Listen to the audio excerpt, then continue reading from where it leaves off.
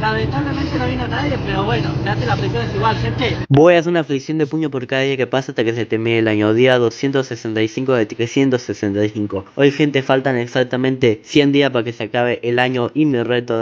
Realmente siento muchas emociones encontradas que yo el año pasado nunca me hubiese imaginado donde estoy ahora, de hacer más de 265 flexiones todos los días. Pero bueno, voy a dejar de hablar o si no voy a llorar. Gente, les quería decir que nadie vino a mi juntada, pero eso no me importa porque mi regalo es hacer 265 flexiones de puño. No importa si vino gente o si no vino, yo iba a hacer las flexiones igual. Igual atrás la gente me estaba motivando y yo la estaba saludando. Y realmente me copó mucho porque vio mi Instagram, yo le di para que me sigan y todo. Y realmente fue muy linda experiencia. Pero bueno, gente, suscríbete, dale like y comenta, dale que me ayuda a y me ayuda a saber que te gusta mi contenido de las flexiones. Y nos vemos mañana con el día 266. Chao, los quiero.